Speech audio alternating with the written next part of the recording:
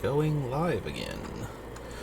So, noticed a few things when watching the stream last time. One, if I lean back, this old chair that I'm sitting in creaks very loudly, and the microphone can very easily pick that up. So I'm going to try and lean forward a lot more.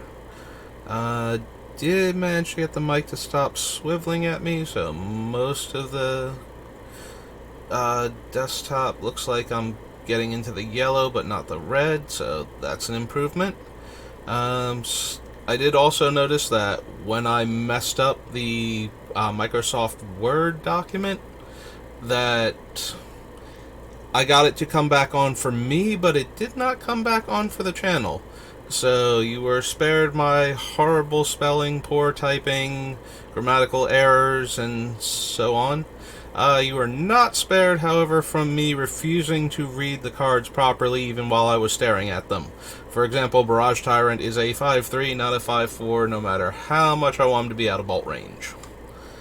Alright, so with all of that brought up, let's get back to where we were. So, when we last left off, I was on Commander 2015 Precon decks, looking for unique cards from the Commander series that might fit the criteria for the deck. So, we'll go to Advanced Search. Our colors are not white and not blue. Alright, and we want the Commander 2015 decks. So, add that, and let's begin searching.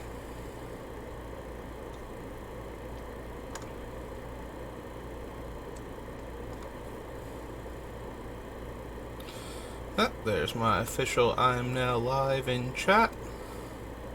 And I did figure out how to actually update the stream title. I had done all of that stuff and then failed to failed to notice the giant button at the bottom that said finish to confirm everything that I had added to it. Also, I noticed that when I'm reading the cards, I don't talk as much, and that left a whole lot of dead air, so I'm going to ramble a lot more now. As we go past Arachnogenesis, which is the Spider Fog, Awaken the Tyrant, which is a 4-drop that requires opponents to attack you and make a 5/5. That's not doing anything. Bane of Progress isn't... I never really like Bane of Progress because I usually wind up running a large number of artifacts and enchantments in most of my builds, so I would prefer more tactical ways to remove things, more like single target or destroy a couple of artifacts or pick and choose, you know, anything other than wiping them all out. Not that those things don't occasionally make it into the deck anyway, even when I am running a bunch of stuff, because sometimes people are just way too far ahead of me and I need to catch back up. And so, as much as I love Doubling Season, I really need somebody else's Citadel Bolus to go away now and stop, you know, giving them massive card advantage while they have a land on top. Alright. Scrolling past the reprints. Occasionally I'll stop and look at a reprint and keep it in mind for later, but color of the pack, yeah, Myriad Creatures we're not that interested in, because that just gives our opponent, like, we give it to our opponent, they have to attack the other player, and then they get a token that's attacking us anyway, so we are not interested in getting attacked by our own Myriad Creatures that we're giving away. Vine Crasher cares about lands in the graveyard, so that's not anything really. We already put Command Tower on the list. Corpse Augur dies. You draw X cards and lose X life, where X is the number of creature cards in target player's graveyard. So he's not going to die when we give him out, unless we kill him. Where X is the number of creature cards in target player's graveyard. So they can always choose the player with the least number of creatures if they don't want to overdraw or can't afford the life loss. So it can be hard to get. I mean, you can always get into a position where all the graveyards are full, but usually somebody's running, Bojuka Bog or something just as the pressure release for graveyard strategies. So, Dexus' Torment is not going to make it because it's not a creature most of the time. When enchantment comes to play, it turns into a 5/5, but destroy all creatures. Each player loses life equal to the number of creatures he or she controlled that were destroyed this way. Deadly Tempest is made into a few of my commander decks, but usually it's ones that care about the incremental life loss, like the Mogus deck that I was talking about before. So I'd rather run Damnation. This is a good substitute if Damnation's outside of your price range. Because I believe Deadly Tempest is only in like the $5 range. I'm terrible at knowing the prices of English non-foil cards, I'm not gonna lie. I'm sitting here going like, yeah, that's probably only $5, and then somebody will be like, Saber, that's like a $15 card. Like, you can only get it out of the precons, and the precons are like $40-50, so. And then I'll be bewildered, as I usually am, because I've been playing Magic for so long that I lose track of how I understand it's an expensive game, but when I think expensive cards, I think Moxes, I think dual lands, stuff from like the first 4 sets. When you tell me something that I bought, booster boxes of and have multiple copies sitting around are like $100 cards, it kind of throws me. Even with modern Magic, especially with how much cheaper most of the cards in modern Magic are. Like, the more recent sets, because of all of the booster fun, I'm doing the air quotes gesture with my hands, maybe one day we'll get a webcam, but that's not anything coming anytime soon.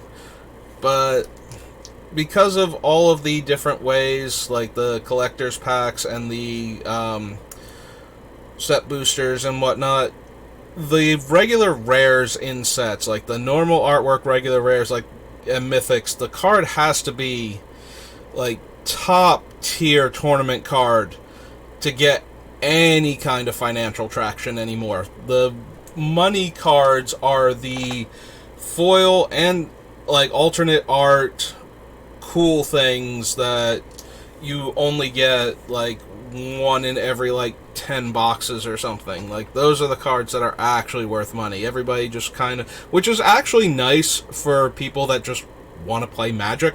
It's way better than back in the day. Like, there was an interim part where Mythics had just come out and they had trapped all of the value in them, and so the Mythic cards were super expensive. But before Mythics came out, the most expensive things in almost every Magic set were lands that could produce more than one color mana.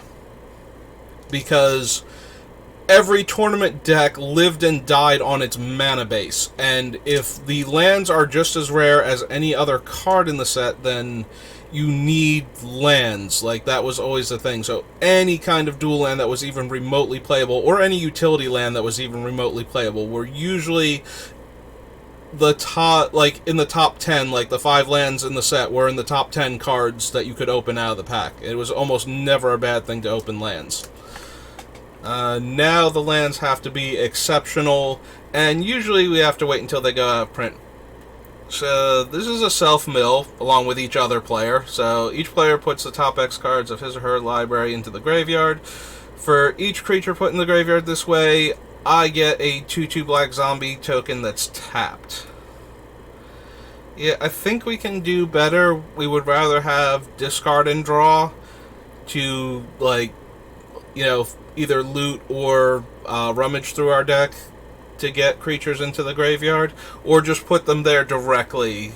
So Entomb and those kind of effects, Buried Alive.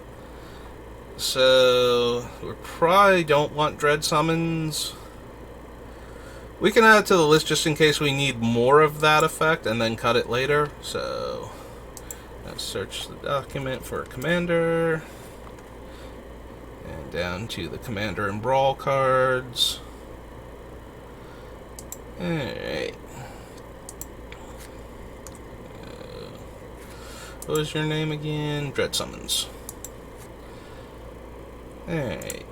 Dread summons is X black black. It's a sorcery. Each player mills X, and I get a 2/2 zombie token for each creature milled. Okay. So we'll add that to the list. We will probably have better options, but this is the one where it deals damage. Reduce combat damage to a player, exile that many cards from top of your library. Yep, okay, we saw that one in one of the other commander decks, and we didn't grab it there, so nothing has actually changed. So we keep scrolling down. Azorius Predation. For each creature opponents control, you get a 4/4 beast token. Then each beast fights a creature with a different... We can English, it's okay. Just take a moment. We can actually read the card instead of just trying to process what it does, but, you know, each of those beasts fights a different one of those creatures. There we go. See, wasn't that hard. But I wanted to make it harder anyway. Alright, Fiery Confluence, 1 damage to each creature, 2 to each opponent, and destroy an artifact. For my red artifact destruction, my default, if I really need something, is usually Into the Core, Shattering Pulse. Those are my two go-to ones. Vandal Blast is not terrible either. If I'm playing Fiery Confluence, it usually means I want the other options, not just the destroy the artifact option, because if that's all you're going to do with it, yeah, yes, you get to destroy 3 artifacts with it, and that's not terrible. And you can always deal damage to your opponents, but 2 damage is not a huge amount. And it does have to be each opponent, right? Like, this isn't pre... Yeah, so we can't deal the damage to the Planeswalkers anymore with the 2 damage to each opponent, so that one's out. That option is out. And 1 damage to each creature. In Commander, there will occasionally be utility creatures. You'll kill 1/1s from time to time, and being able to kill them while dealing damage to other stuff, but it's a sorcery, so we can't use it in other players' combat to mess things up. Like, we gotta get our own stuff into combat and then deal 1 damage to each of our creatures also. So yeah, we're gonna skip Fiery Confluence, I think. If it's in another one of the commander sets, we might rethink it by then. No creatures in the battlefield. Oh, that's gotta be from Time Spiral, right? Like Time Spiral block. It's one of the 3, because there was one that, like, killed the next creature that came into play, and one that killed a creature that came into play last turn, and this one kills the creature. Yeah, so each one of them, there was like a past, a present, and a future Doomblade effect in Time Spiral, and I'm pretty sure that's where that one is from. Flash Reach. Enters the battlefield. Creatures target player controls get +2/+2 until end of turn and untap them.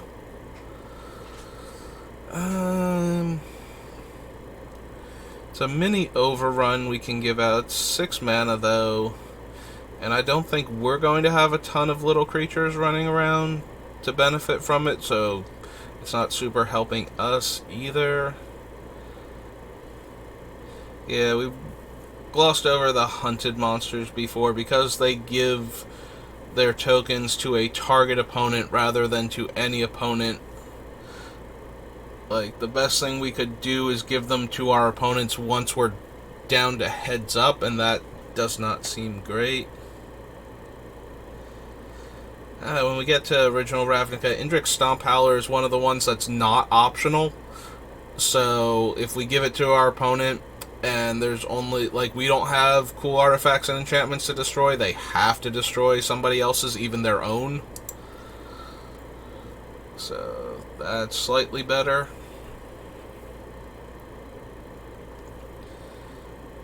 Oh, Gerard.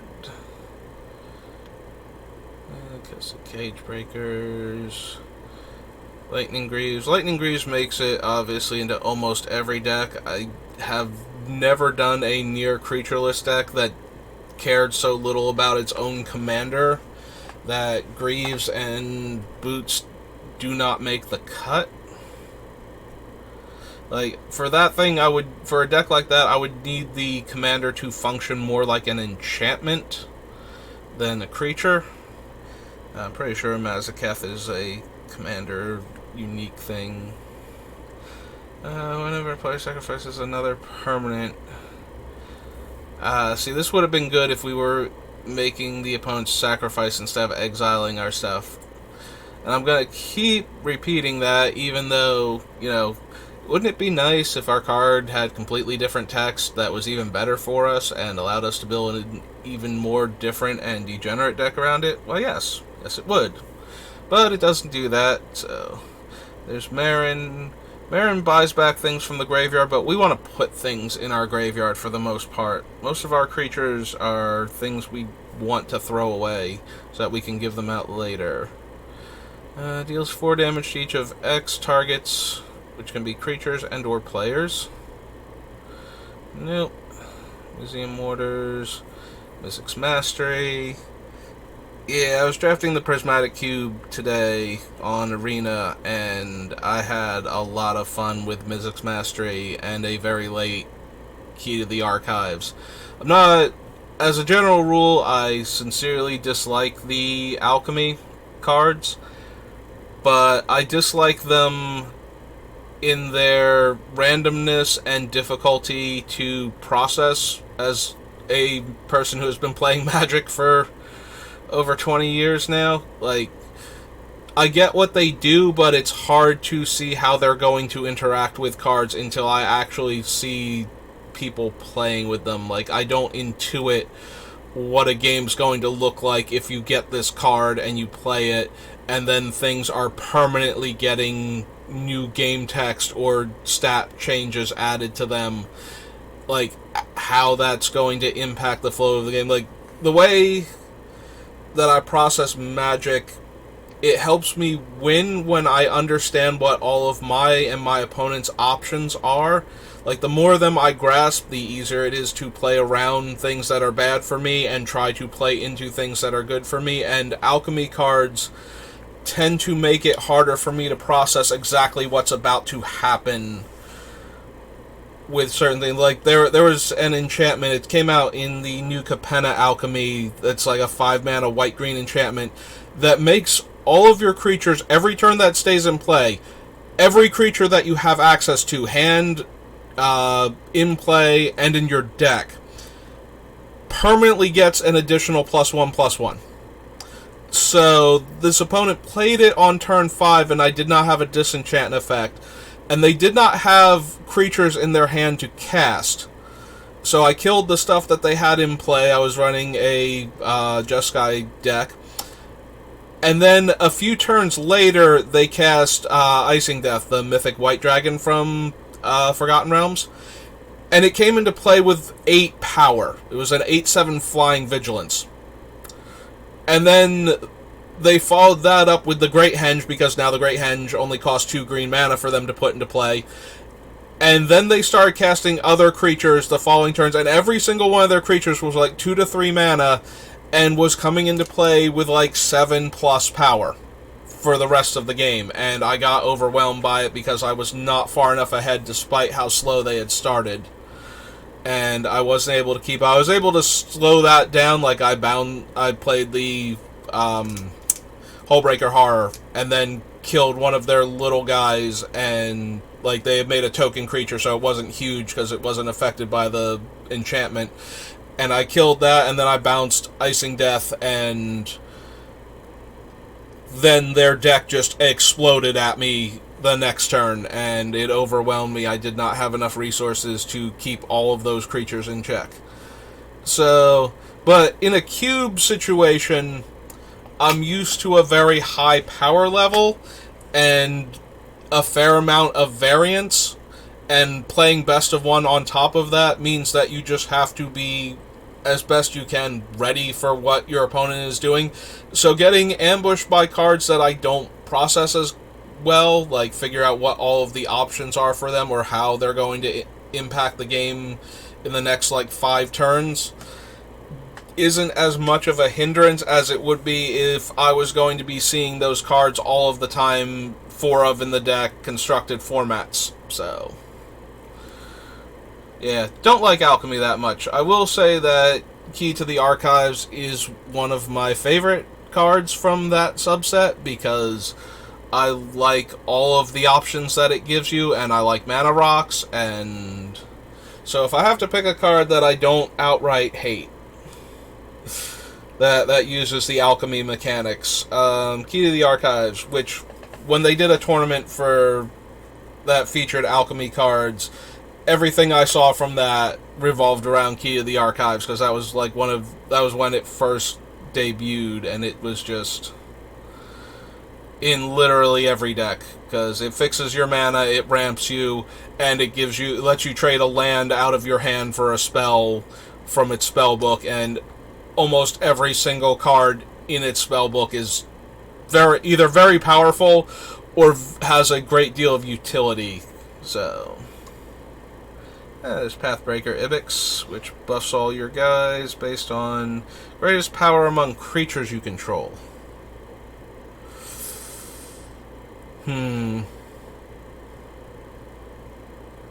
The problem is we're still either sacrificing or exiling the creatures we're stealing back, so we don't control them when Pathbreaker Ibex ability would trigger. But we do have some giant creatures. Maybe we can get one of them into play and stop it from dying. So blue has the stifle effects, but green used to have stifle effects. So if we were to stifle, I believe it's called bind, it's from Invasion. If we were to bind the sacrifice trigger, then we would get to keep the creature, and then we would have a giant creature, like high power, and then Ibex, although all of this assumes that nobody interacts with it until we get back to our turn, but we could do it during like the last opponent's turn, if we gave them like Leveler or Eater of Days or something, and then stole it back, and then binded the exile trigger, instead of sacrificing it for value. Alright, we're going to add Pathbreaker Ibex to the thing, and if it looks like that's just a thing that's not going to happen, we will cut it. I did promise that I tend to put like 300 plus cards on the list and then have to cut down, so this is how we get to that point. Here's a goat, and this goat is a 3/3. Alright, and when it attacks, my creatures get plus X plus X. X equals greatest power of my creatures. Okay. Yeah, let's push the save button. Let's not have yesterday happen again. Huh. So, fun story, since we're going through cards and I need to keep talking. So, by the time I realized that there was a black-green deck in what was then the extended format, which is a format that's similar to Modern, but was rotating. So it was like a standard format, but went back like 2 years, so it had more in common with what Modern looked like when it first came into being and what formats like Pioneer look like now. There was a deck called The Rock, and it's named after the wrestler, and by the time I saw it as like a major tournament deck, it had already evolved to the point where it was running Spiritmonger as the main thing, so I thought Spiritmonger was The Rock. I did not realize Phyrexian Plaguelord was The Rock. And he's called The Rock I'm not a big wrestling fan, but The Rock at the time, Dwayne Johnson, his whole thing was that he was the like the heroic wrestler, as opposed to the wrestlers who go out there and try to be villainous for the purposes of storylines. And he had the popular support, so he was The Rock and his millions. And the millions were represented in the Rock deck by Deranged Hermit and the 4 squirrels that he made. So that, in turn, empowered Phyrexian Plague Lord, who allows you to sacrifice creatures to give -1/-1 until end of turn. That gave him 5 bodies to use, plus his own ability to turn himself into a -4/-4 until end of turn. Let him kill large numbers of small, aggressive creatures, or one big creature, while usually leaving you with the 4/4 to deal with stuff. So, but it took me a long time. I genuinely thought for the longest time that the Spirit Monger, because the Spirit Monger wound up replacing Phyrexian Plague Lord as the primary win con because he's nearly unstoppable, was the card that was named for the Rock. And the Rock decks, like Black-Green, before we had Golgari, every Black-Green deck became the Rock deck from that point forward. Kind of like how Orzhov used to be Jank, or Abzan. Is it Abzan or Orzhov? It definitely, Jank was the deck that ran white and I believe black, but it also might have run green, so it might have been Abzan before Abzan was the title for it. Hey, creatures named Lightning Rager can't attack you or planeswalkers you control. Beginning of each player's upkeep, that player gets a 5/1 Lightning Rager token. It has trample, haste, and at the beginning of the end step, sacrifice this creature. Creatures named Lightning Rager can attack you or planeswalker you control. Put a 5/1 token in. So we're giving them 5/1s, but they're not forced to attack with them. And then the creature dies at end of turn. Now these things are actually dying, not getting exiled. But since our main focus is exiling, we're not counting on stuff dying. I almost lean back. I heard the chair start to creak. So I think we're going to skip that. Oh good, Rogue's Passage does work the way we wanted it to. So when we get to Return to Ravnica, we can add that to the list. So we can make the things with negative attack triggers unblockable. Enters the battlefield, choose an opponent. If that player has more cards, and you draw cards equal to the difference. He's big, it's clunky, and I don't see us actually using it. Like, not even in a friendly way of giving it away so that a player could draw a couple cards to catch back up with the player that had the most. Cast Scourge of Telnoth, or Neltoth. Neltoth. From your graveyard by paying 2 black and sacrificing 2 creatures rather than paying the mana. If we were borrowing our opponent's stuff instead of trying to give our opponents our stuff, maybe. Equipped creature deals combat damage to a player. That player loses half his or her life rounded up. Seal the Guild Pact. Choose 2 colors. Each spell costs 1 less to cast for each of those colors it is. Good old Shriek Maw again. This was the one, Skullwinder, about return target card from your graveyard to your hand, then choose an opponent that... Return target card from your graveyard to your hand, then choose an opponent that player returns a card from his graveyard. Again, there's no guarantee that they will choose us if we gave out Skullwinder. And if we had something we really wanted back, we might not get it. So...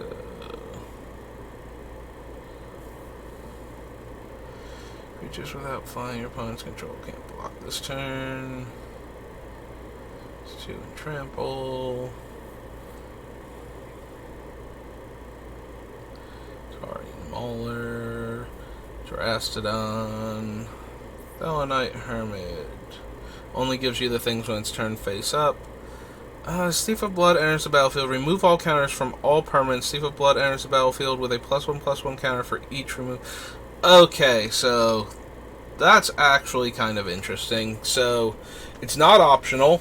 So if we don't like the Planeswalkers in play, or we don't have the +1/+1 counters sitting around, we can give this to an opponent if this thing has already died or been discarded, and that will nuke all of the Planeswalkers in play and get all of the counters off of the creatures, making them small again.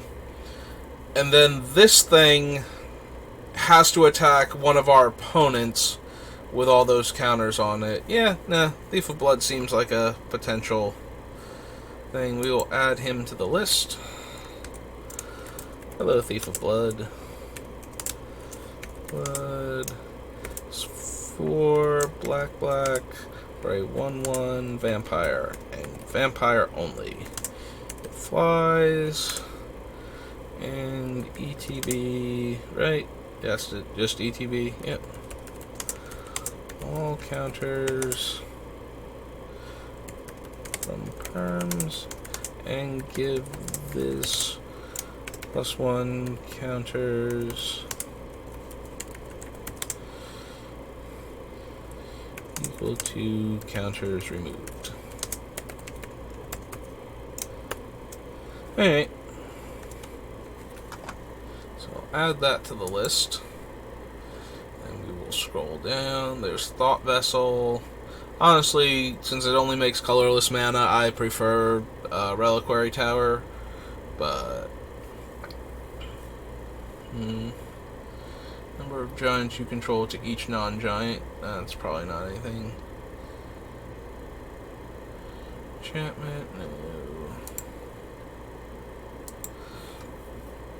We're not doing specific creature types, so Incubator's not really anything. Verdant Confluence is put 2 counters on target creature, return target permanent from your graveyard to your hand, and search your library for a basic land card. Yeah, none of those are anything.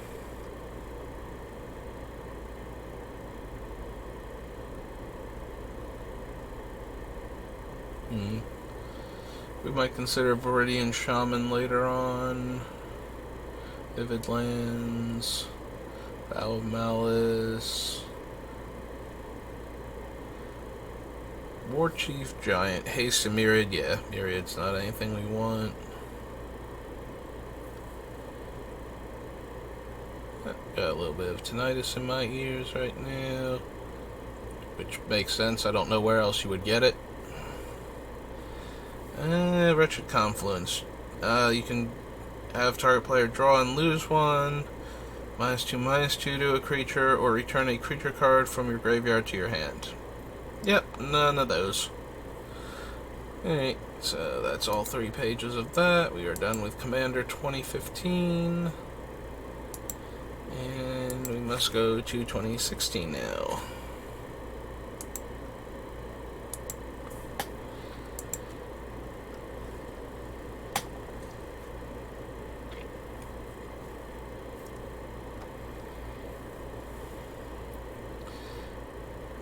Armory Automaton. Enters the battlefield or attacks. Attach any number of equipment to it. You may attach any number of equipment. Okay, so we can't, like, give this to the opponents, make them put all the equipment on this guy and have him attack for the turn. Like, that doesn't actually work. Equipped creature gets +2/+2. Haze can attack. I think we saw Assault Suit in one of the other commander decks. And yeah, we definitely did. I know we saw like something else like that, if not that one itself. It's alternate artwork, Beacon of Unrest. And since we didn't put Assault Suit on our thing before, tap all creatures until end of turn. Whenever a creature an opponent controls blocks, draw a card. And then draw a card for casting this.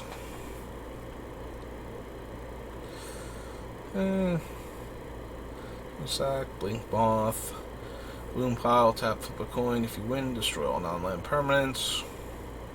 Breath of Fury. I feel like that's a reprint from... Whenever an enchanted creature deals combat damage to a player, sacrifice and attach Breath of Fury to a creature you control. If you do, untap all creatures and get an extra combat step.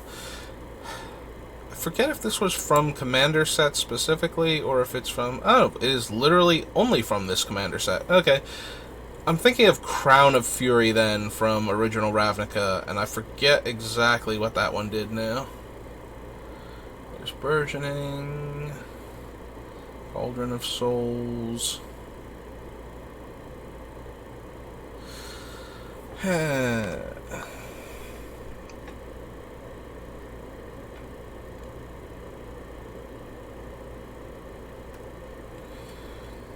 this turn, put a Fury counter on Charging Cinderhorn, and Charging Cinderhorn deals damage equal to the number of counters on it to that player. Well, we're trying to give creatures to our opponents and make them attack with it, so this shouldn't be triggering at all, if we're doing our job right.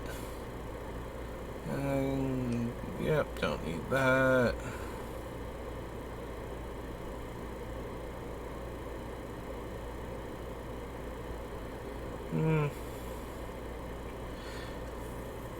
Yeah, Cruel Entertainment. That's the one where we make two other players control each other. That's a card. So I have a Bolus deck, but the Bolus deck is more Grixis, use your opponent's spells against them, which is a fairly Bolus thing to do, but I've always kind of wanted to build a different version of that deck where I'm more focused on being as Bolus as possible. And Cruel Entertainment is the perfect example of a card that is very Bolus. Like you take two players and you let them see each other's hands and let them make decisions for each other. And even if they don't like what you're doing in the game right now and don't want you to win, as soon as they see what the other is capable of and how badly they could wreck the plans that they had, you can usually get them to at least mess with each other a little bit. Sometimes, though, sometimes you're way too far ahead and they really can't afford to be backstabbing each other. Although they might do it in a way that the other one out of the two of them doesn't like, you know, messing me up, but, you know, using the cards that they don't want to have used against them instead of the cards that the other one would like to hold on to, type of thing. Curtain's Call, not really. Curse of Vengeance is the one where the player has to die, right? When enchanted player casts a spell, put a spike counter. When enchanted player loses the game, gain life and draw cards. Yep. There's Duretti, who is more... Duretti would let us loot. Unfortunately, the sacrificing artifacts is sorcery speed, because he's a planeswalker, obviously, so we can't use him as the sack outlet to get a cool artifact back if we grab back our stuff. Decimate.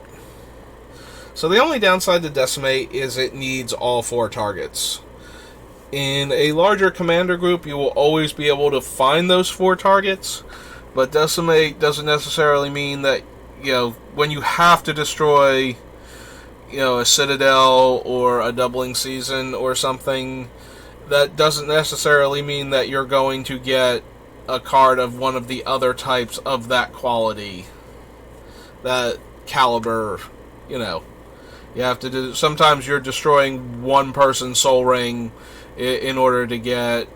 I keep using Doubling Season as an example, because that is one of my favorite commander cards, but any large enchantment that is really helping the other player's game plan. And then you have to destroy like a Soul Ring and a Swamp and you know, like a 4/4, because you had to get the one really important thing off the table. It does let you get the really important thing off the table unless somehow we did not play, you know, like somebody wrathed and now there are no creatures, and then somebody played a really powerful enchantment or artifact and now there are no creatures in play for Decimate to target until the next turn cycle, and that gives the player the option to use their cool artifact or enchantment in the meantime, type of thing. Exile 2 target creatures. For each of those creatures, controller reveals cards on the top of their library until he or she reveals a creature card. Put that card on the battlefield. Yeah. We don't want ours being put into play under our control, and we can't... If we could give these creatures away with Divergent Transformation, if we could, reveal cards from the top of our deck and give them those creatures as replacements, that might be cool. Lots of cards would be cool if only they did what we wanted them to, instead of having their actual game text printed on them.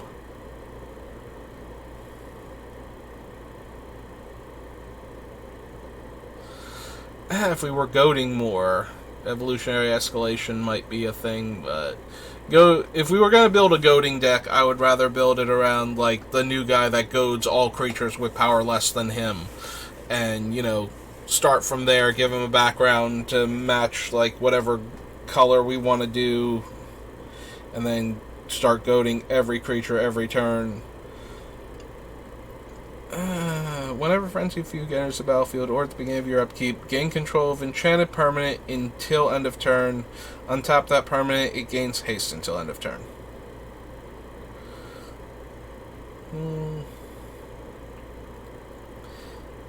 Gatekeeper, Ghastly Conscripts.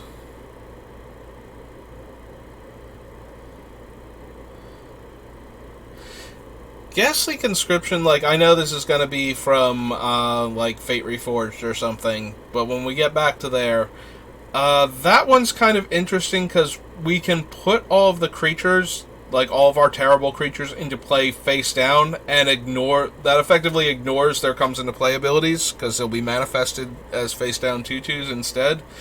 And then we can turn them face up for what is usually a very low casting cost, because they're expecting us to, suffer the penalty of having the creature come into play. So that's an interesting thought for later. At the beginning of each opponent's end step, that player creates a 1/1 red goblin creature with creatures you control attack each combat if able.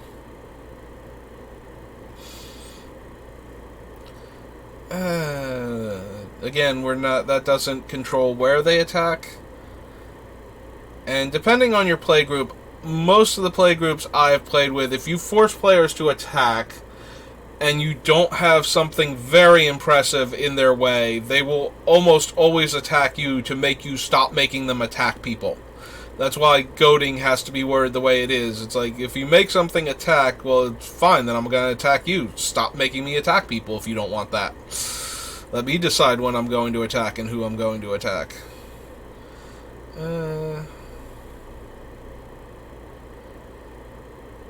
Yeah, basic land cycling. Again, we don't want our own stuff, so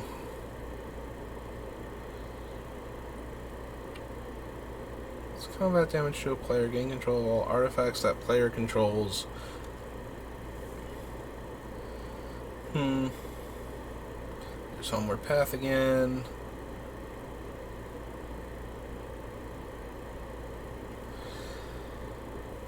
I wonder if we want Humble Defector. We'll get back to him when we're in Khan's block. Or her, when we get back into Khan's block. But I wonder if we want her for... Whenever a creature you control deals combat damage to a player, you gain life equal to that creature's toughness. Yeah, that's not on theme at all for what we're doing, so... You have to be careful. We do want stuff that keeps us alive and keeps us in the game. I mentioned that the other day when we were looking at cards, when I put the Beetle in the deck, even though he's not that negative of an effect. It's but we can cast him and then we have him and we are safer. Because we need to be able to cast stuff and not die.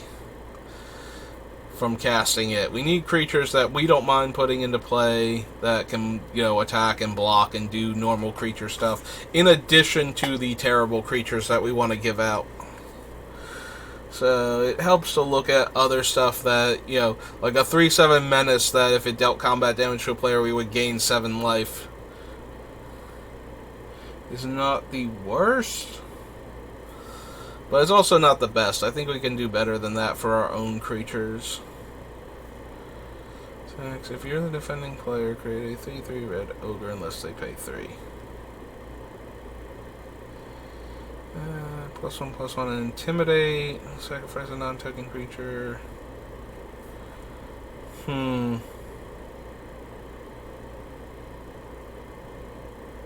Corrodes the Guild Mage is interesting because that's a lot of little creatures when we take back our larger drawback creatures and sacrifice them.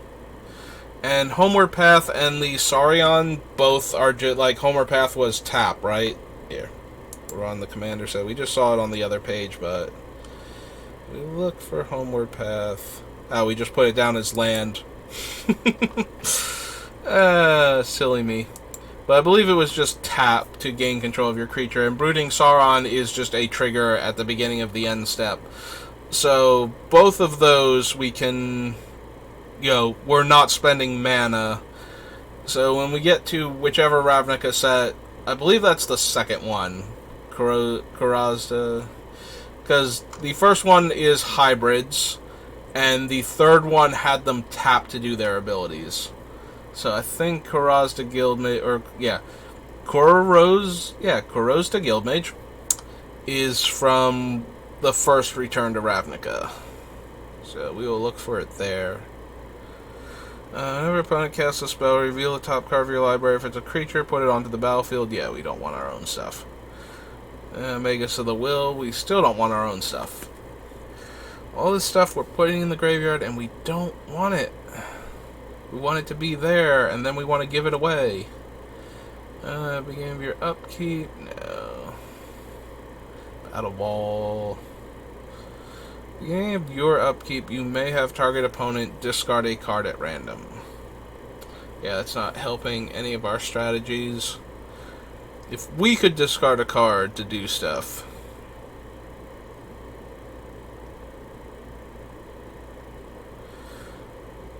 Necroplasm, no. Oath of Druids, definitely not.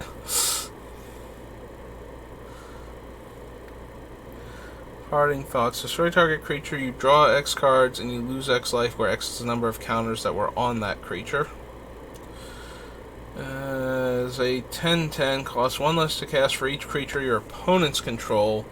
When it enters the battlefield, put a +1/+1 counter on each other creature you control. Doesn't have trample. So it's not great for us. It's not great to give away.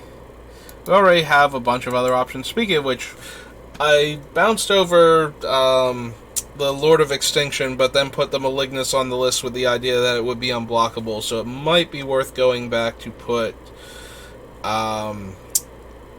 the Lord of Extinction on the list, just because that is a giant creature a lot of the time. Like, while exiling one player's graveyard or a couple select cards from any graveyard is a very common thing in Commander, exiling all graveyards all the time is less common, and therefore more likely that Lord of Extinction will still have decent power and toughness, and if it were to go unblocked, it would just smash that one player's face. Also, it's something that we can cast that we don't mind having. Let's see. Last of the Absent enters the battlefield with 3 counters. Whenever a creature you control dies or is put into the command zone, if it had one or more +1/+1 counters on it, you may put that many +1/+1 counters on target creature. And then yeah, it's partner. Alright, so not anything too impressive.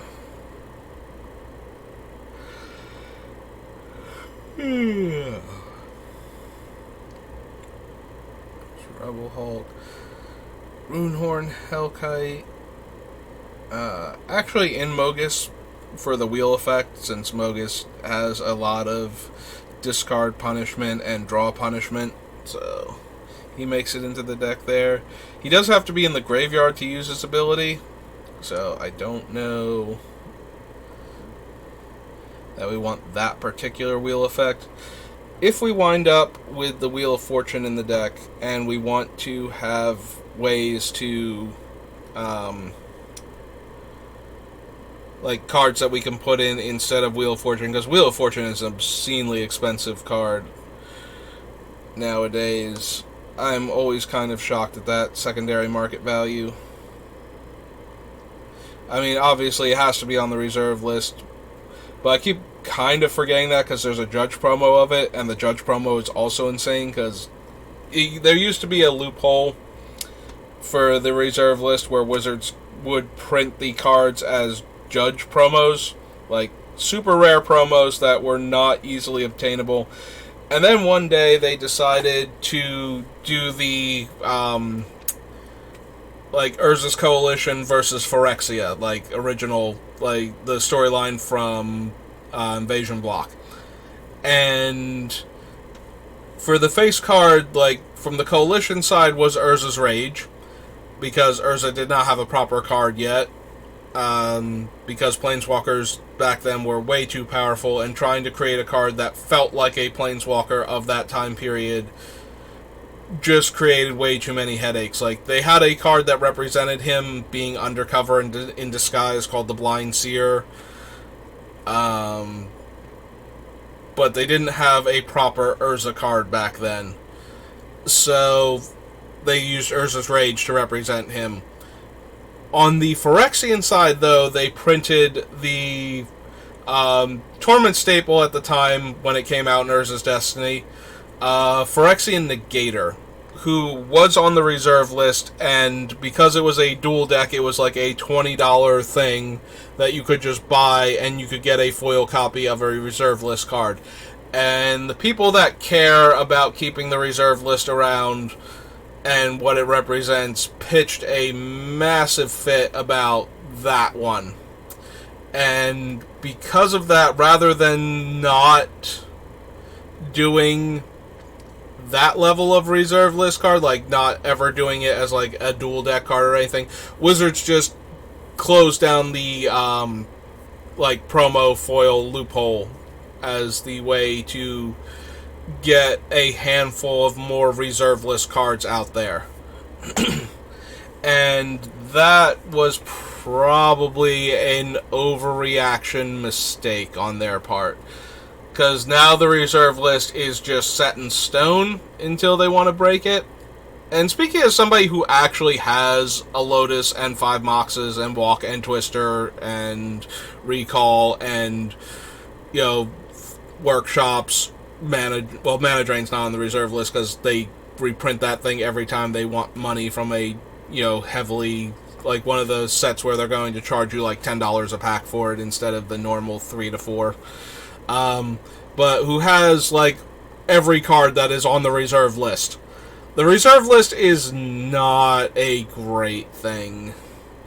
I mean, I don't want them to just go, oh, hey, here's a $3 booster pack and you can crack a Lotus in it, but I would not be opposed to, oh, in this collector's pack, we're going to put, like, you know, like those ones that you can buy for, like, $200 and some odd dollars a box, usually on eBay, where they get, like, the foils, like, hey, this one's going to have a Lotus in, there are going to be, like, 5 Lotuses that you could possibly open.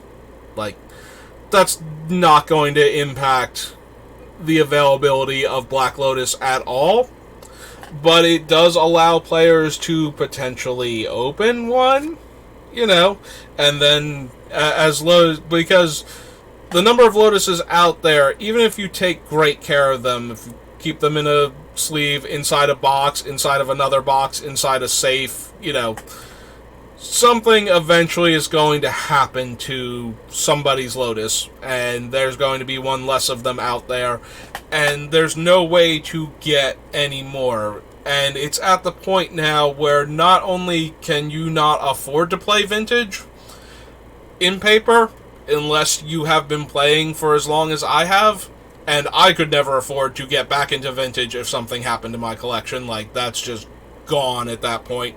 That kind of money does not exist. But it's getting to the point where you can't play formats like Legacy unless you have the kind of money that I had when I started playing vintage 20-something years ago. So, like 23 years ago, 24 years ago. That's just so insane to me that there's no, like, and then there are people that are buying, like, anything on the reserve list, like full buyouts. You know, you have like a couple $1,000s and you just buy this terrible card that's on the reserve, because some of the cards on the reserve list are actual trash. Like, they just, because every set had to have like X%, I forget what it was exactly, of the rares or uncommon ones for sets that didn't have rares. Like, they had to have cards that are on the reserve list, and some of the cards on the reserve list are terrible because of that. Like, there just weren't enough good cards in the set that they were comfortable with going, okay, sure, this card, like, you can look at Curse Scroll and what it did to Standard at the time, and they can go, okay, sure, that goes on the reserve list. But then there are sets like Homelands. You know, certain numbers of cards from that set had to go on the reserve list. One of my favorite things to joke about is Jeweled Rhino, I believe, is on the reserve list, and it is a 7-mana 4/5 artifact creature with trample. That's a reserve list card. You know, like, Legends, for all the good cards, like, you know, things like Chains of Mephistopheles, Abyss, Moat, Nether Void, Tabernacle at the Pendrell Vale. There's a card on the reserve list that is 2 white and 1. It's Thunder Spirit. It's a 2/2 flying first strike. So, Wizards can never print another 2 white and 1, 2/2 flying first strike creature. I mean, they can really shenanigans it if they don't want to make it a spirit, but because spirit is a relevant creature type in a lot of formats. But that's really splitting hairs, like, because technically they can do that with dual lands if they ever wanted to print actual snow-covered, you know, Alpha Beta Unlimited Revised dual lands. Like, no drawbacks, just count as both land types, and they're snow-covered, so technically there is an actual functional difference between the two cards. They can do that if they really super wanted to, but they haven't, because that goes against the spirit of the reserve list, and they do care about the reserve list, so... Because as much as Wizards will tell you that they don't look at the secondary market, they 1,000,000% look at the secondary market, because if they alienate the people that fuel the secondary market, then there are people that buy literally $1 million worth of Magic a year because that's their business, and they buy that and sell that and trade it and whatnot. That if the reserve list were suddenly gone, or if Wizards did like a bunch of things to tank the secondary market value of cards that people wanted and that people have been collecting, that other people were collecting, like, that's where the scarcity comes from, is that the people that have it won't let it go for below certain prices. And those players got upset and were like, okay, fine, we're getting out of Magic. That would actually kill Magic.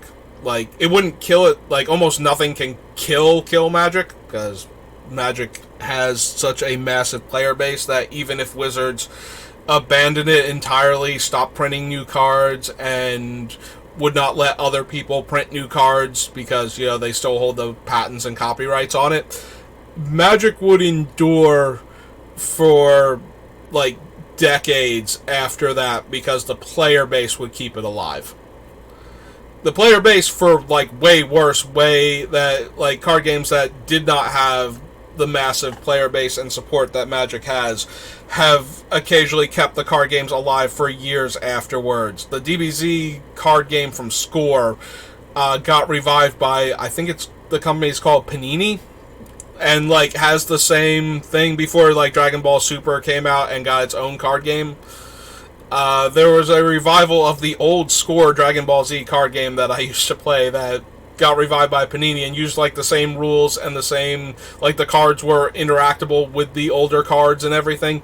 So yeah, like a card game like Magic isn't going to just die, even if Wizards stops printing it and stops supporting it for like years afterwards, possibly a full generation or two. And if it stays viable that long, it's possible that, you know, Wizards will either come back to it or Hasbro will sell the license to somebody else and let them start making Magic cards under the new license, and the card game can continue at that point.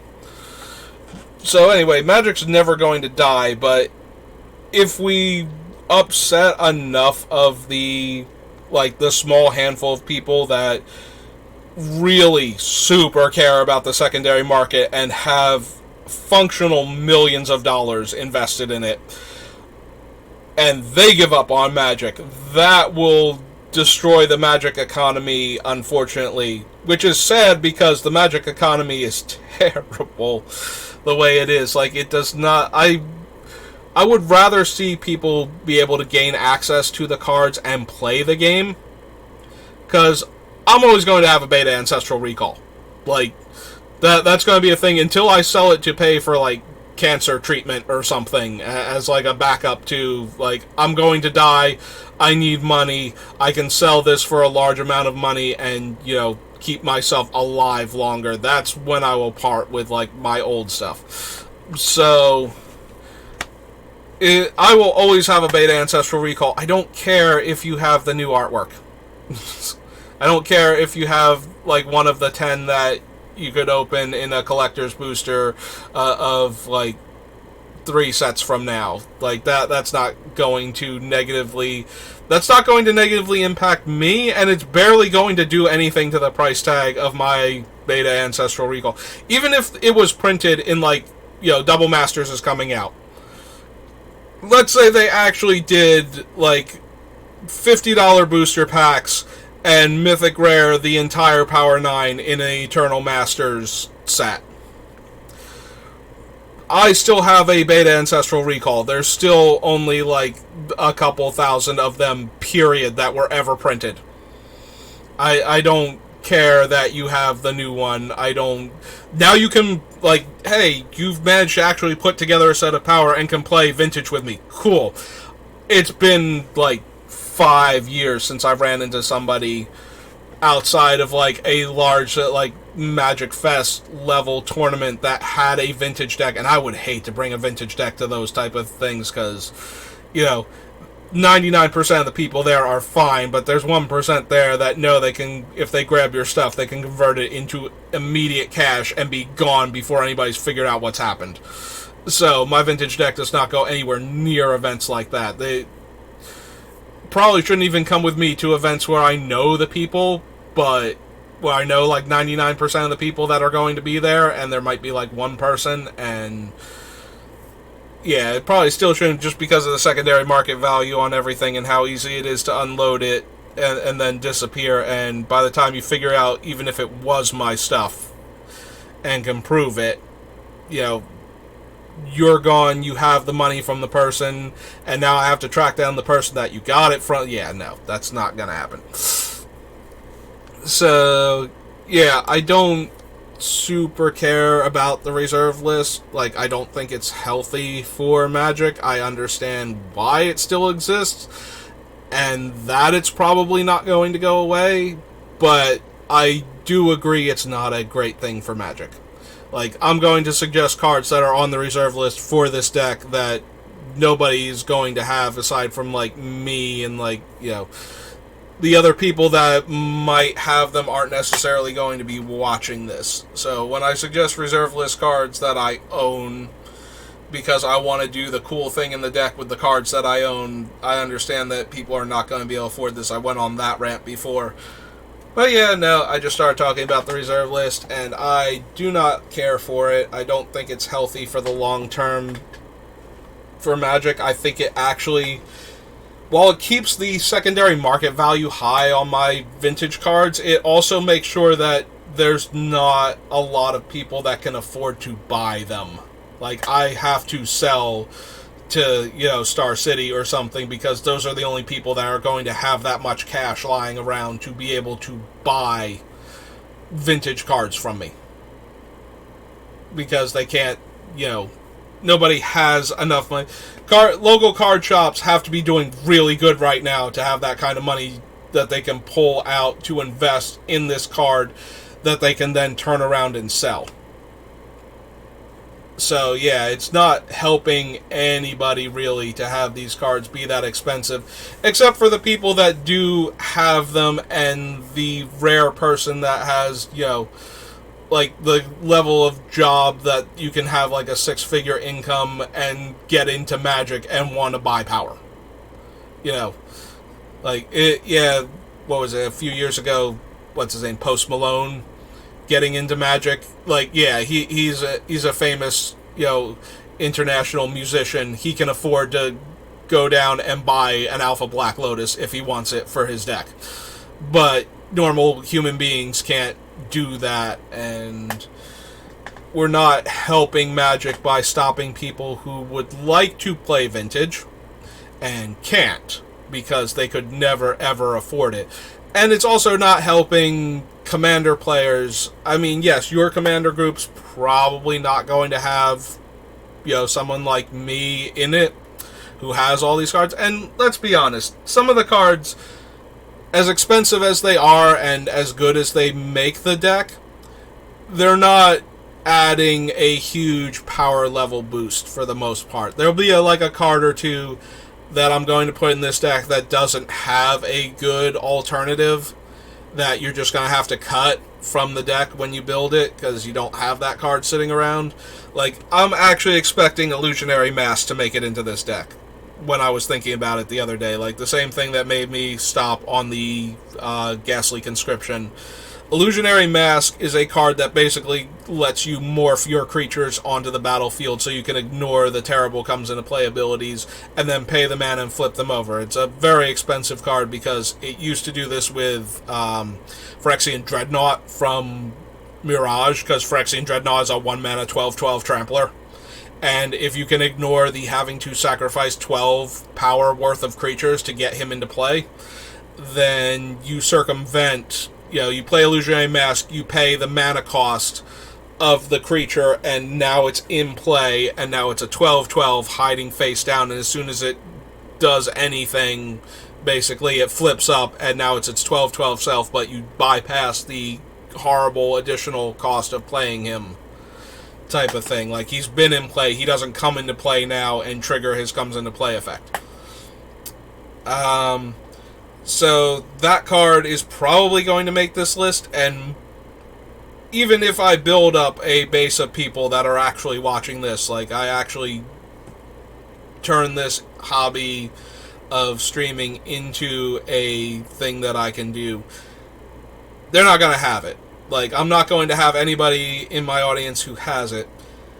But the things like the dual lands, like, you can replace a dual land with, like, the refuge lands or something. Like the common ones that showed up in Khans of Tarkir have been reprinted a million times and gain you a life and don't have the basic land types attached to it.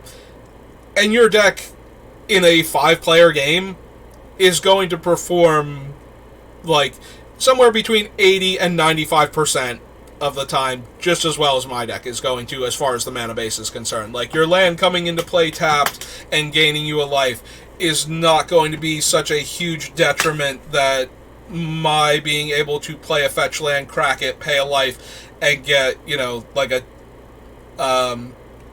what's its name, like a Bayou or something into play, and then cast my Soul Ring. That's not going to, and then you have to wait until you untap and cast your Soul Ring, and I'm down a life and you're up a life. Like, yes, I got off to a slightly faster start, I might be able to do something more, but there's also 3 other players at the table who are now looking at me because I went, turn 1 fetch into dual land into Soul Ring, and now I have like $300 on the table, and I'm playing much faster than everybody else. So now they know that my deck is going to have some crazy stuff in it, and they're going to attack me first, type of deal. Mostly for the Soul Ring, more so than the Bayou. Like, if I had just fetched Overgrown Tomb we be in the same place, but the Soul Ring fast mana is probably what's getting me targeted more so than the Bayou. But if they have to make a decision between you having played, like Swamp Soul Ring and me having gone fetch into Bayou into Soul Ring, they're probably going to murder me first. So, or at least start beating me down and then realize that, maybe my deck, because I still build, like, putting dual lands into the decks makes the mana base more consistent and a little bit easier and might let me cast something on turn 7 when I top deck a dual land as opposed to, like, it comes into play tap dual. So, yeah, I might get, I'm leaning on the back of the chair again and it's creaking at me. I might get, like, that kind of a benefit, but that's not going to decide most games of Magic for, like, Commander. Because usually there's going to be a lot of back and forth and a lot of, if one person is super far ahead, there's 3 other people as a pressure release valve to knock that person down a few pegs. So you're not getting a huge advantage. There are cards, like I said, like I will probably want to put Illusionary Mask into this deck, and the competitive version of this deck will use Illusionary Mask very well.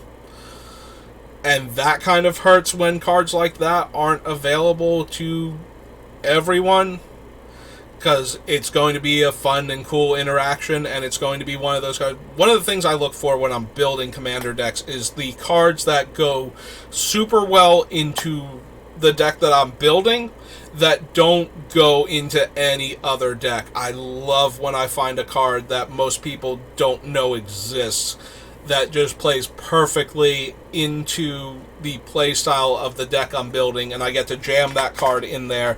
And you, even if people had Illusionary Mask, you would not see it very often in Commander. This is the type of deck that has these creatures that are terrible, and they're terrible because of their comes into play effects, and Illusionary Mask is going to let us circumvent that.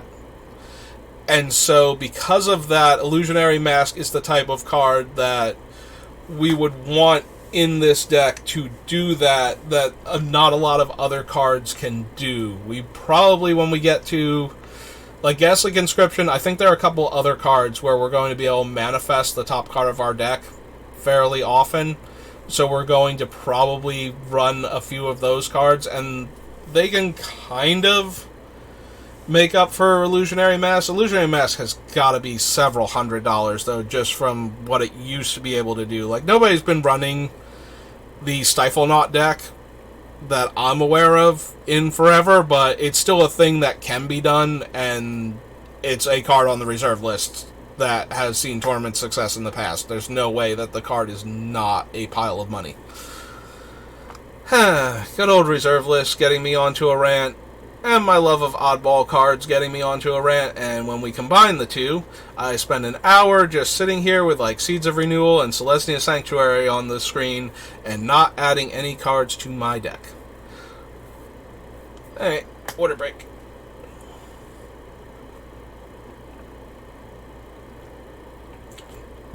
Because I've been talking, way too much about negative things in Magic, so let's find some nice things. Again, we don't want our stuff back. We're not going to have tons of creatures, most likely. Yeah, nope. None of these.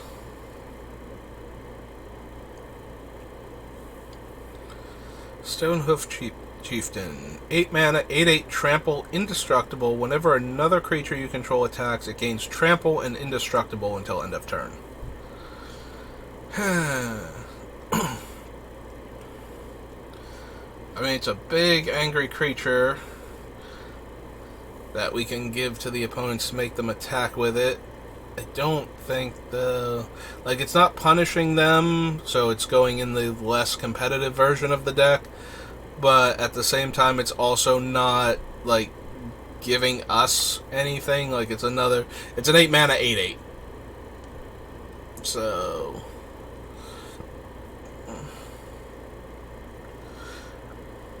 Like, it's really good when our opponents don't have an exile effect, and when our opponents path it and we get our 9th land, it's actually terrible. So, should a player create that many 1/1 green sapperlings? That doesn't seem particularly useful. Attempt with Discovery. Gives all of our stuff +2/+2 and trample. Alright, let's go on to page 3 then.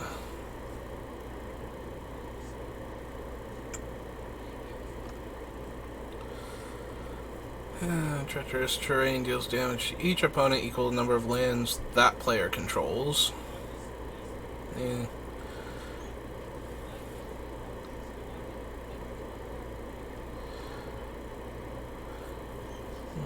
Vial Smasher. Cast your first spell each turn. Vial Smasher. If you deals damage equal to that spell's compared mana cost to an opponent chosen at random.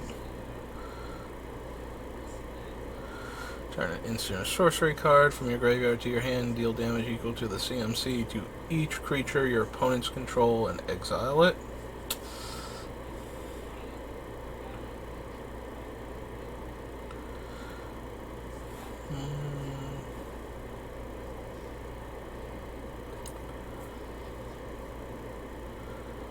Creature non-land.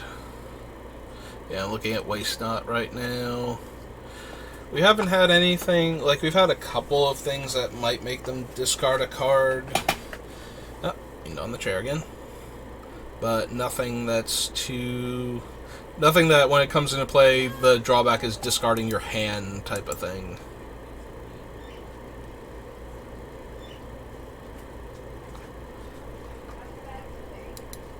Nope. So, 2016, for the most part, seems like a bust. What did we add? Like, maybe 1 card, and I guess technically we added 3 cards. I think the Dread Summons or the Ibex might have been from 2016, not 2015. But I did get on that long rant, so I could be wrong about that. Alright, so expansion, Commander 2017 now. That to the list, click the search button, and let's see what we have.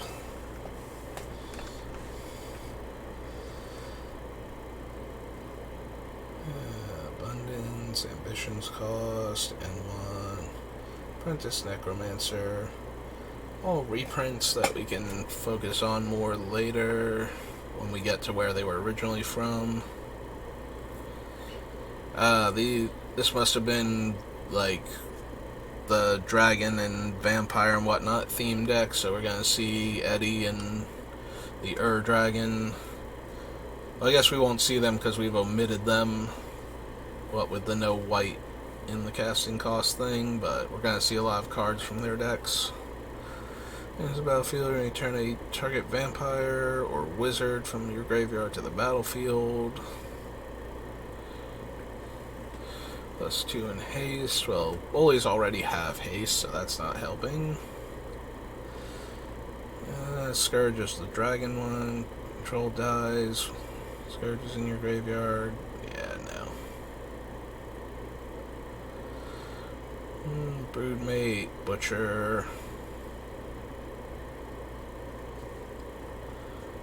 Yeah, maybe when we get to like Shards of Alara, we can put Broodmate Dragon in the friendly one. We give them a 4/4 they have to punch our opponents with, and they get a 4/4, and it's something that we would love to cast, get a couple dragons going, pressure planeswalkers, that sort of thing.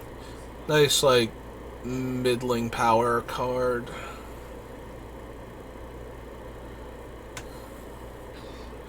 Trample. At the beginning of each player's end step, Crimson Guard deals 4 damage to that player unless he or she controls a commander. Yeah, you kind of want something like that with cheap commanders. So that way you always have them in play.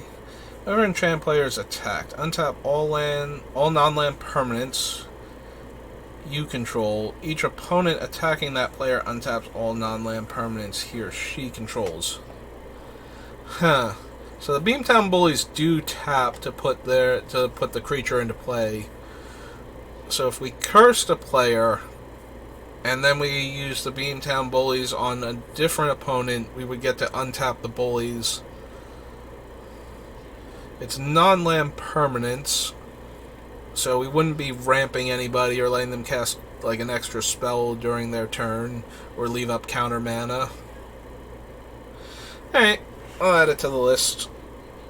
Like all the other things, worst case scenario, we're just gonna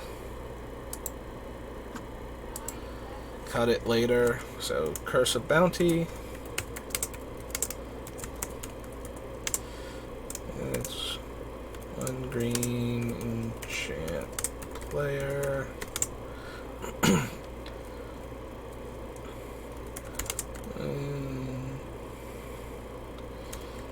Enchanted player is attacked. I am the attacking player. Untap all non-lands we control.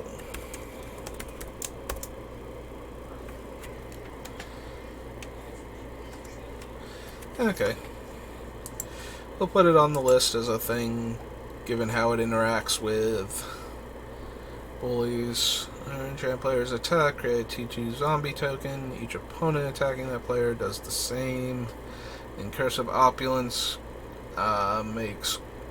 it does make gold tokens, not treasure tokens. But I don't think there's any real difference for that, and I don't think we have... Like, we're going to do plenty to encourage players to attack other players anyway, but the Curse of Bounty at least lets us get more activations out of the Beamtown Bullies, so...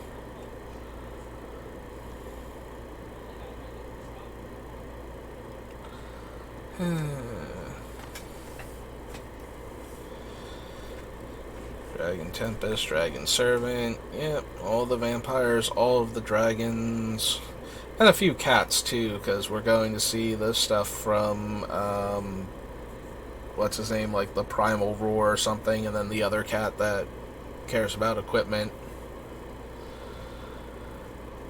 from the green decks.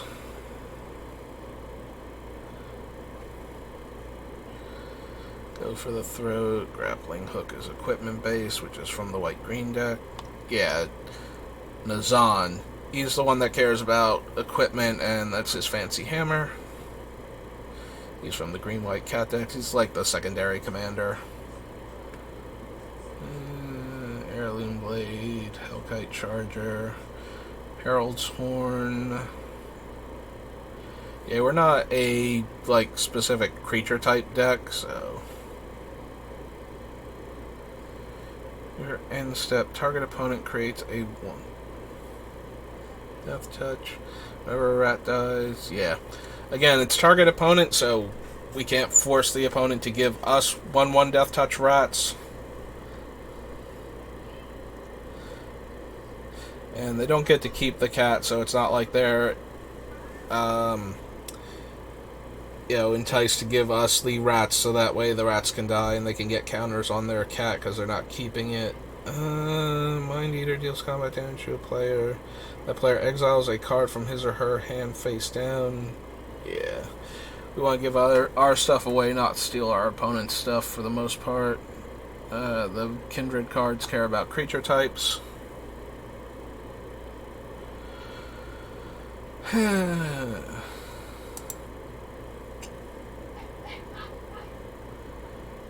Yeah, the Bullies are an ogre and 2 devils, and so have those creature types. I forget if they're warriors or not also, but it's very unlikely that we will have large numbers of any given creature type in our decks. So, or yeah, in either version of this deck. So since this was the year when we did the very on-theme creature decks, none of these are likely to make it.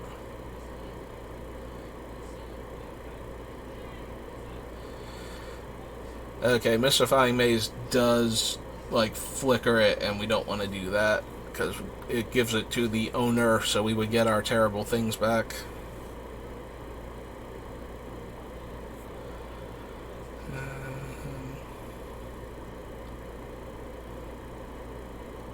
Destroy target creature and opponent controls. Creature opponent controls dies, exile him. Yeah, no, we don't want to let opponents do that. Alright, hang on. I hear somebody from my family calling.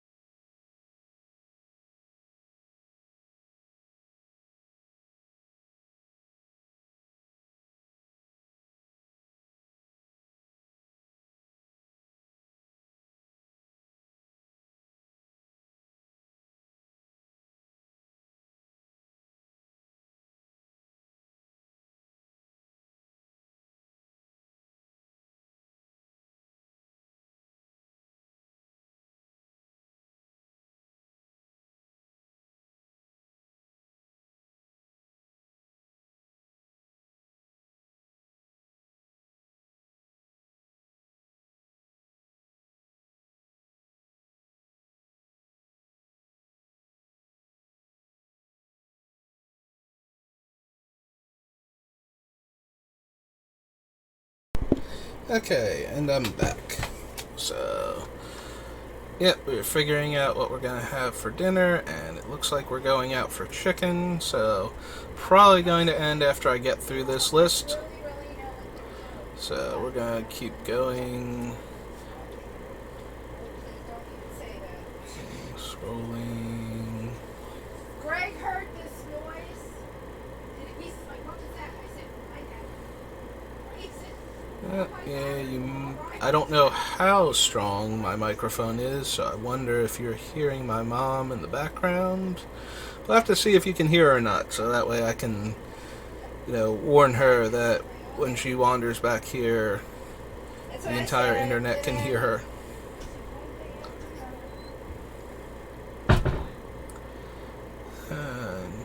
Creature has haste. In the beginning of your upkeep, destroy this creature. Reveal cards on top of your library. Oh, right. Keeps turning it into different things. We don't want that. We do not want our own stuff. Here, real quick. I just want to see our uptime so I know where in the video, roughly. Check later. 1 hour, 28 minutes. Okay. Alright, we'll pull those back up. And we will continue. Yeah, it doesn't look like we're going to add anything else to the list. Territorial Hellkite, Flying Haste. At the beginning of combat on your turn, choose an opponent at random. Didn't attack during your last combat. Territorial Hellkite attacks that player this combat if able. Yeah, that's kind of the same problem that we had with the other dragon that attacks at random, where everybody rolls a d20 and the highest roll can't be attacked by it. This is the greatest power among creatures you control.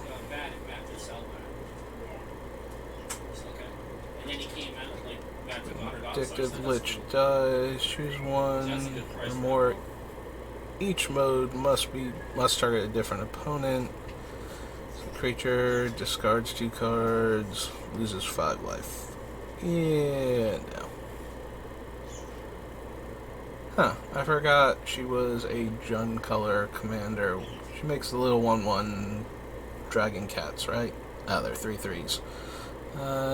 Deals combat damage to a player. That player sacrifices a creature. If that player can't, you create a 3/3 black, red, and green cat dragon creature token with flying.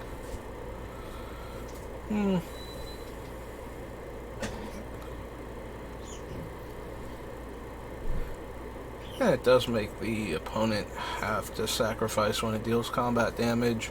And it's a 5-mana 5/4 flyer. Yeah, she's another thing that's probably going to get cut, but we need stuff that... So she's Wasitoria.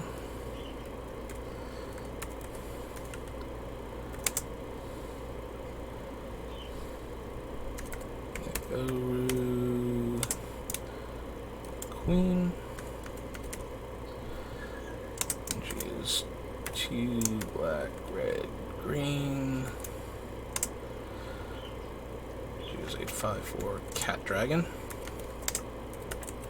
And she has Flammable. And when she deals damage, it is combat damage, we should note that.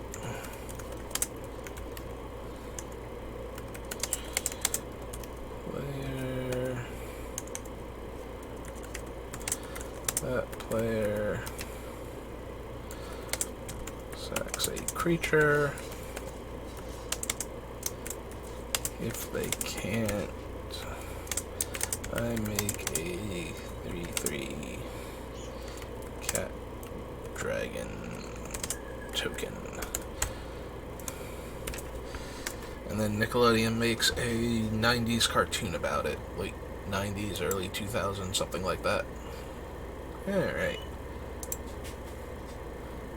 Oh, we're in the W's on page 2, so there can't be... Yeah, there are 2 cards left. Okay.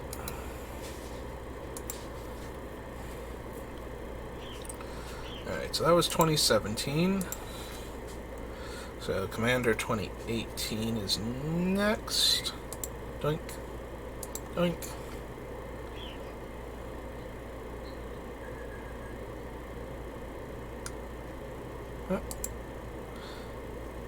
There we go. It's not actually searching. In Refuge, Ancient Stone Idol. 10 mana, 12/12, trample. Costs 1 less to cast for each attacking creature. When it dies, create a 6/12 with trample. So that's the Stone Idol trap card from original Zendikar. This is showing it before the head fell off and started rolling down the stairs after people. I mean, it's a much better card than Colossus of Sardia, who we were kind of looking at.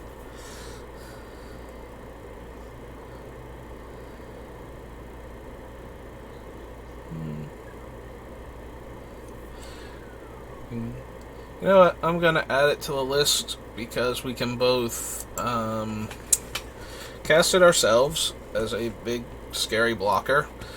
And when we give it to somebody else, if we can steal it back from them and sacrifice it, then we get a 6/12 blocker with trample. So yeah, let's put the Ancient Stone statue. Ancient Stone Idol. 10 Golem. So 12. Flash. Trample. Costs 1 less. For each attacker.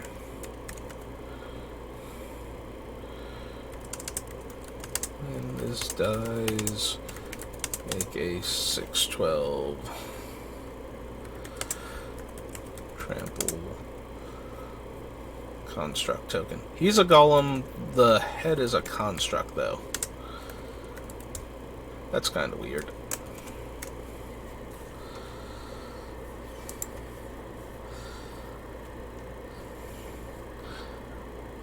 Let's see, Avenger... Zorius cards. Baloth Woodcrasher, Bear Umbra, Blasphemous Act. Blood Tracker. Flying, block, pay 2 life, put a counter on it. Draw a card for each 1/1 counter on it.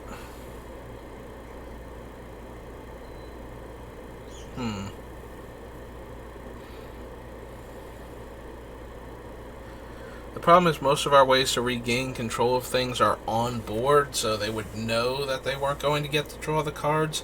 I'm trying to think. I think Brand from Urza's Saga is a sorcery that lets us regain control of things we own.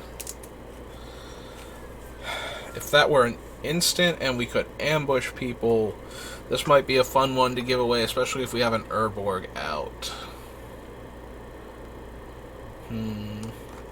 I'm going to put him on the list so I don't forget what his name is, but if Brand is a sorcery, which I think it is,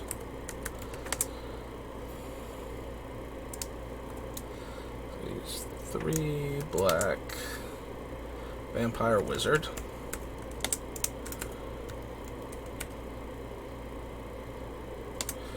Two, fly, black, pay 2 life. This gets a +1 counter. And when this leaves play,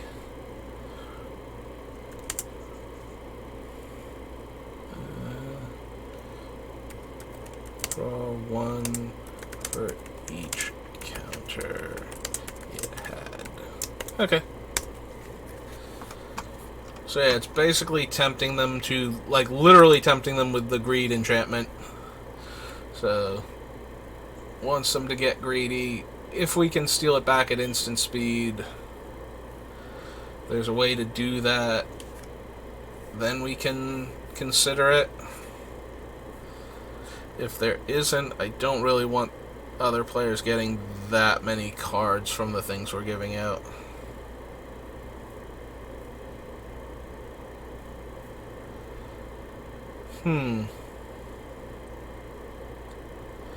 That's a relatively, like, cheap creature that gets huge, and then we can give it away and make the... That's the problem with just having big, dumb creatures in the deck, is that a lot of them are either horribly high casting costs, or are terrible for us to cast.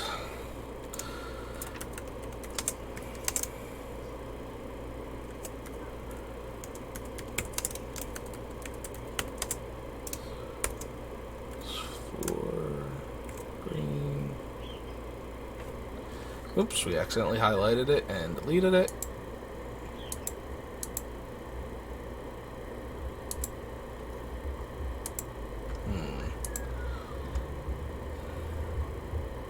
Let's repeat. Where's my undo button?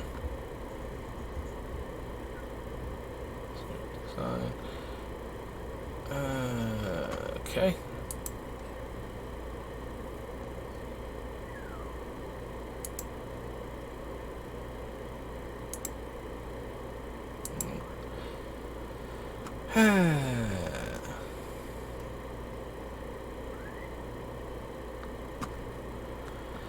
Yeah, we accidentally highlighted it and then we deleted it.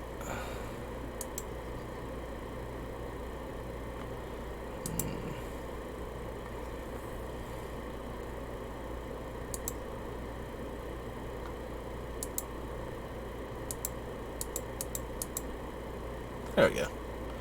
We accidentally highlighted it. 4 green. Oh no, it's 4 in green for an insect. It's a 5/5. Has trample and gets +10, +10 if I have 10 or more lands. Yeah, sometimes just giving your opponent a giant creature with an evasion ability like flying or trample or something will be enough.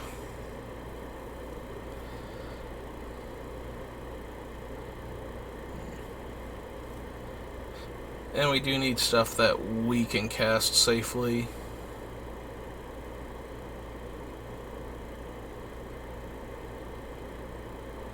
Save grudges. Enters the battlefield. Secretly choose an opponent. Reveal the player you chose. Choose new targets for target spell or ability if it's controlled by the chosen player, and if it targets you or a permanent you control, activate this ability only once per turn. Your end step. Target enchantment deal. At the beginning of your end step, target enchantment deals damage equal to its CMC to its controller unless that player sacrifices it. Green can deal with enchantments, and black can, almost kind of deal with enchantments.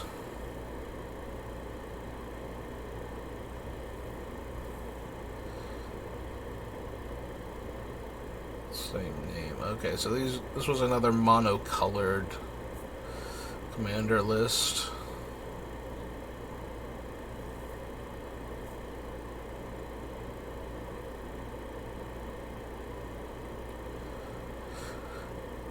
Was this the year that we got, like, Teferi and Freyleys and all of them?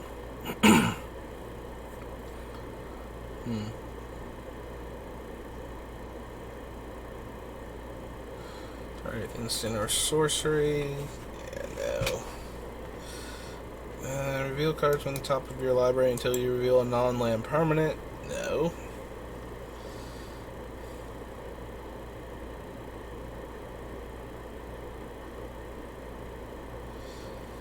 Huh. This couldn't have been a monocolored thing, or we would not have this 3-colored abomination here. So it was 3-colored, but we still had that Atlas? Or was there, like, a different theme? Like, some of the decks had multiple colors and some of them didn't. Alright. Waker of Corpses enters the battlefield with a number of +1/+1 counters equal to the amount of mana spent to cast it. When it attacks, you may exile target creature with lesser power from your graveyard. If you do, create a token that's a copy of that card and that's tapped and attacking. Exile the token and combat. Yeah, our things have... Like, that's an interesting way to get around the negative attack triggers, but most of our stuff is going to have negative comes into play things.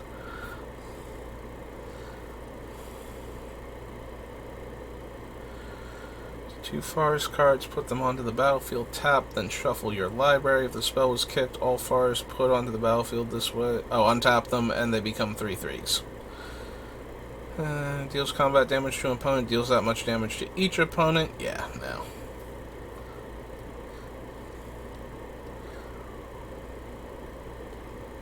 I don't want to take 8 just so that my opponents, all but one of my opponents take 8, and I get to choose the one that doesn't take the... Yeah. Thank you.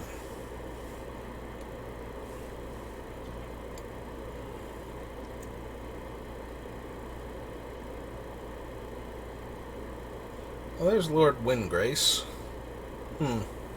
Was one of the Planeswalker decks monocolored? Saheeli? This was the one where we had, like, Lord Windgrace, Saheeli, Amaterasu, the little creepy ghost girl. She's not a ghost, but she's like a psychic or something. She's actually in the new Double Master set. I always forget what her name actually is. So there's her, Lord Windgrace, Saheeli. I'm blanking on who the other two were now. Let's see. Discard a card, then draw a card. If it's a land, you discard in this way, draw an additional card. Put up to 2 tap land cards from the graveyard. 2 target lands from graveyard into the battlefield, and destroy up to 6 target non-land permanents and make cat tokens.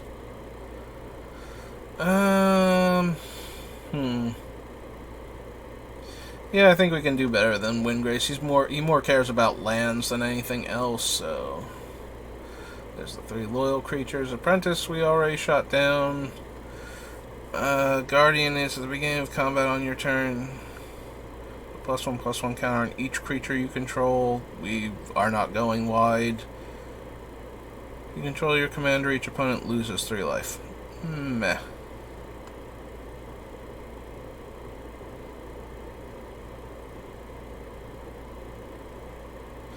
Definitely not.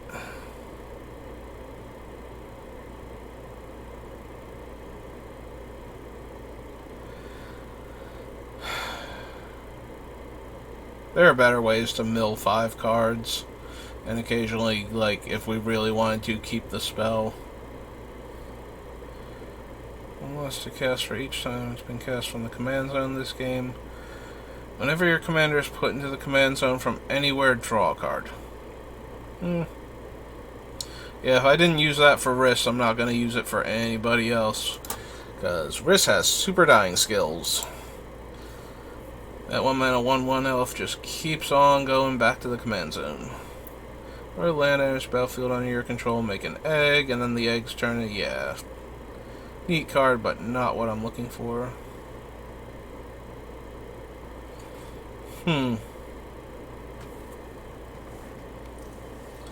So, Knight Incarnate, 3/4 Death Touch, leaves the battlefield. So the Bullies are a 4/4, so they would theoretically survive this thing going away. And it's a leaves the battlefield, not dies trigger, so even if they don't block it and let it get exiled, it's still... And it's a 3/4 Death Touch. I'm actually kind of okay with that. Incarnate is 4 black. Elemental 3/4. Death Touch. Evoke 3 black. When this leaves play, creatures get -3/-3 until EOT. Alright, well, I'm to the list.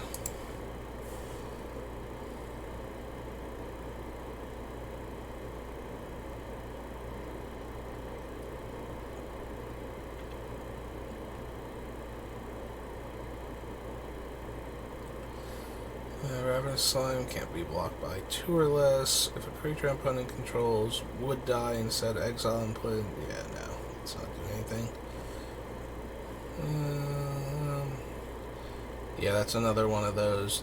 That card goes away, and then we make new stuff to replace it. Sealy's Directive.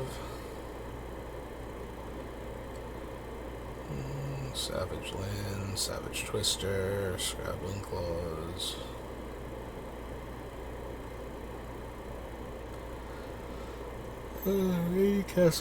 That's the copy. Each opponent sacrifices a creature. Each opponent can't loses half their life rounded up, but it's a 9 mana sorcery, and we're not getting around casting costs in this deck. Choose 2 players. Whenever damage is dealt to one of the chosen players, the other chosen player also loses that much life. Can't stop opponents from choosing us.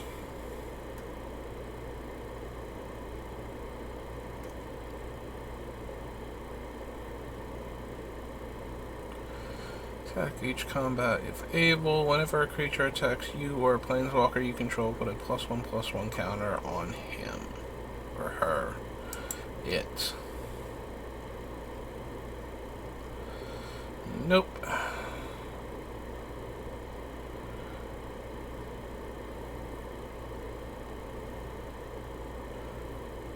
Put into the graveyard from anywhere, create a 0/1 plant. Sacrifice 3 creatures, return target land from your graveyard to your hand.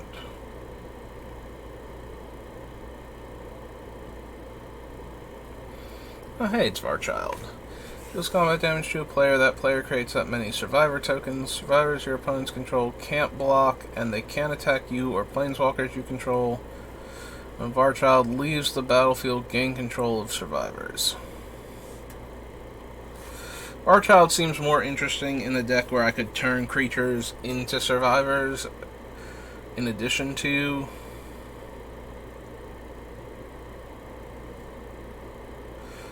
So that way I would make their creatures unable to block or attack me in addition to what I'm doing.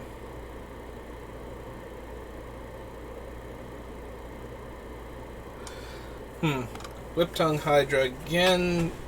If we don't have a lot of flyers, which it doesn't look like we will, even when we give it to the opponent, it's still nuking all their all of the other dragons in play.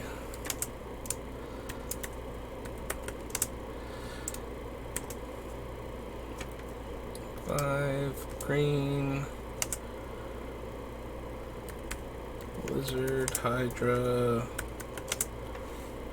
4/4, reach, ETB, destroy,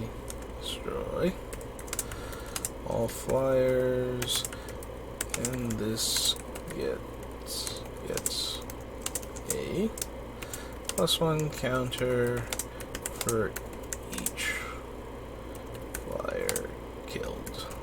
Okay, doink.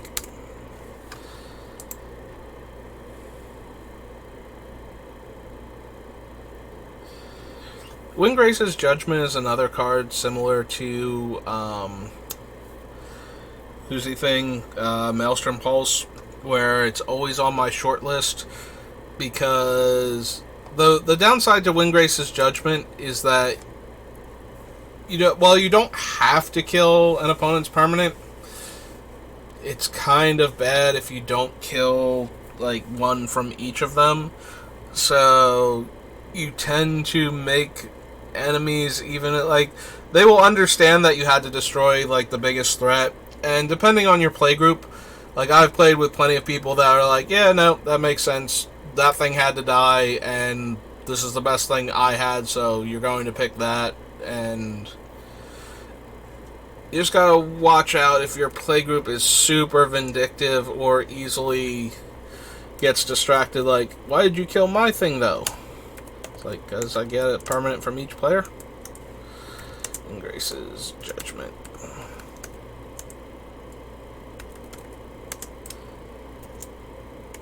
Yeah, I should be able to remember that one. Like I said, that one's usually on my short list ever since it got printed. This was the first time it got printed, so wherever we are in Magic's history, are we 2018? Zanstra. I wanted her to be in Mogus so bad until I realized that Mogus is always in play, so they always have a way to sacrifice her. Opponent of your choice gains control of it. Zanstra attacks each combat if able. Yeah, so we can't give it to the opponents with the Beamtown Bullies, because then they would have to give it to somebody else, and since it wouldn't be that player's turn, that player, like Zanstra's going to get exiled at end of turn. On the other hand, while they have her out, you can still do the pay 3, controller loses 2 life, and you draw a card. Any player may activate that ability. That's kind of interesting. Maybe we do want her. Like, she's basically goated without actually using the text, and everybody else gets to do it. And then when we put it into play with the Beamtown Bullies, it's going to go to somebody else, so it won't be able to attack that turn. And then either we have to grab her back and sacrifice her, or we have to just let her get exiled. But we can do the 3 mana also. Alright, let's add Zanstra.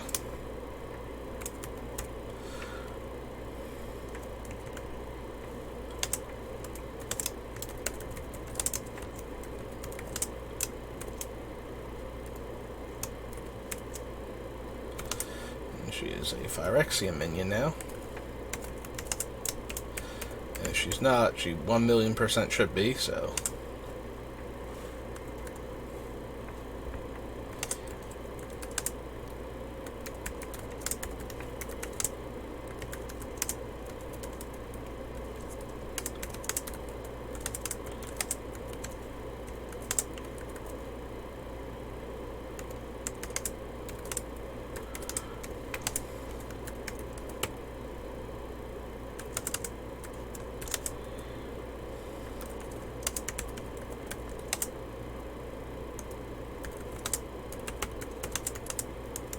This is 3 life. 2 life.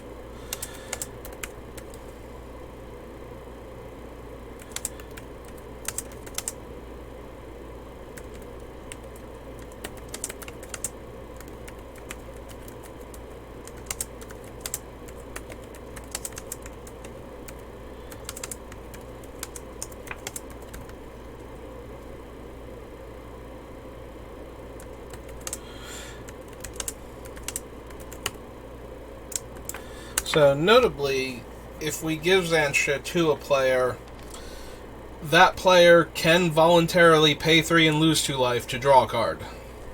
If they really super want to. And I'm okay with that. I think 3 mana, and 2 life is enough to actually punish the player for doing so. Like, we're gonna do enough damage. Let's see. Oh, one of them was the Bant, the mask lady who makes totem armor masks. I still don't remember who the 5th one is, though.